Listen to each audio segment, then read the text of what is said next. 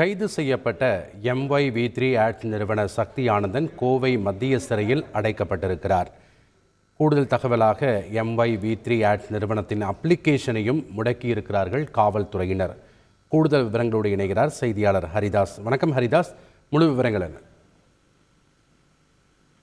இன்று மதியம் MYV3 ads நிறுவனத்தின் உரிமையாளர் சக்தி ஆனந்தன் மற்றும் அதில் பங்குதாரர் சந்தாதாரர்கள் உள்ள 100க்கும் மேற்பட்டோர் கோவை மாநகர காவல் ஆணையாளர் அலுவலகத்தில் உள்ள சைபர் கிரைம் குற்றப்பிரிவு போலீசார் முன்பு தங்கள் மீதும் தங்கள் நிறுவனத்தின் மீதும் தேவையின்றி சமூக வலைதளங்களில் அவதூறான செய்திகளை பதிவிட்டு வருவதாகவும் தகவல்களை கூறி வருவதாகவும் கூறி மனு அளிப்பதற்காக வந்திருந்தனர். மேலும் அப்போது கோவை மாநகர காவல்துறை ஆணையாளரை நேரில் சந்தித்து தங்களுடைய கோரிக்கைகளையும் மனுக்களையும் வழங்க வேண்டும் என்று தெரிவித்தனர். இந்த நிலையில் கோவை மாநகர காவல்துறை ஆணையாளர் பல்வேறு அலுவல் பணிகள் காரணமாக தற்போது சந்திக்க இயலாது என்று கூறியுள்ளார்.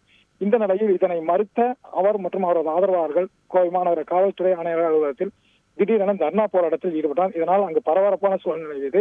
இருந்தபோதும் போலீசார் பல முறை அவர்களிடம் கோரிக்கைகளை நாளை மறுதினமோ அல்லது வேறொரு நாள் கொடுக்கும்படி கேட்டுக்கொண்டார். இருந்தபோதும் அவர்கள் போலீசாருடன் ஏற்பட்ட பேச்சுவார்த்தையில் சமரசம் ஏற்படுவதை தொடர்ந்து போலீசார் எச்சரிக்கை விடுத்து வந்தனர்.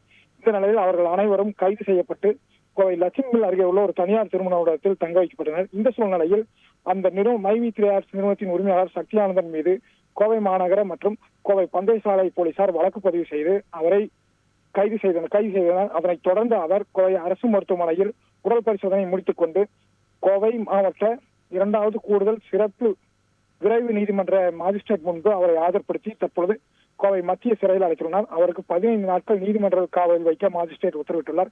இந்த சூழ்நிலையில் அவர் மீது கோவை மாநகர போலீசார் பல்வேறு பிரிவுகளில் வழக்கு பதிவு செய்துள்ளதாக ஒரு தகவலும் கிடைத்துள்ளது. முழுமையான தகவல் நாளை காலை தான் தெரியும். அப்போலீசார் இது குறித்து போலீஸ் உயரதிகாரிகள் என்ன கூறுகின்றனர்?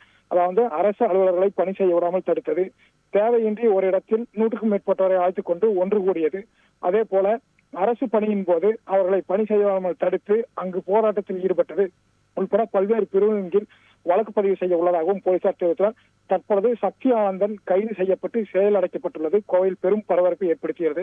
ஏற்கனவே இதற்கு முன்பு இவர் மீது பல்வேறு தரப்பினர் ஆன்லைன் வழியாக புகார் கொடுத்ததை தொடர்ந்து கோவை மாவட்ட சைபர் கிரைம் போலீசார் வழக்கு பதிவு செய்தனர். அதற்கு எதிர்ப்பு தெரிவித்துதான் கோவை நீலம்பூர் LNT பைபாஸ் சாலையில் கிட்டத்தட்ட ஒரு 5000க்கும் மேற்பட்டோர் அவரது சந்தாதாரர்களை அழைத்து ஒரு மாபெரும் போராட்டத்தையும் ஒரு எச்சரிக்கை விடுக்கும் தோணியிலும் அங்கு காரில் ஏறி நின்று அனைவர் மத்தியிலும் பேசியிருந்தார். அதனைத் தொடர்ந்து அவர் மீது ஏற்கனவே அவர் ஆரம்பித்த கம்பெனி நிறுவனங்கள் மீதும் வழக்கு பதிவு செய்யப்பட்டு அது சம்பந்தமாகவும் புகார் கிடைக்கப்பட்டது. இந்த சூழ்நிலையில் தற்பொழுது கோவை மாநகர காவல்துறை ஆணையர் அலுவலகத்திலேயே தனது ஆதரவாளர்களை அழைத்து வந்து அவர் தர்ணா போராட்டத்தை நடத்தியதை தொடர்ந்து தற்போது அவர் கைது செய்யப்பட்டு சிறையில் அடைக்கப்பட்டுள்ளார். தற்போது இந்த சம்பவம் ஒரு பெரும் பரபரப்பை ஏற்படுத்தியுள்ளது.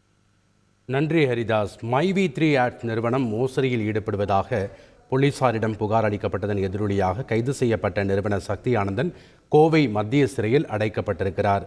இந்நிலையில் MYV3 ஆட்ஸ் நிறுவனத்தின் அப்ளிகேஷனையும் காவல்துறையினர் முடக்கியிருக்கிறார்கள். முக்கிய செய்தியின் விவரங்களை செய்தியாளர் வழங்க நாம் பார்த்தோம்.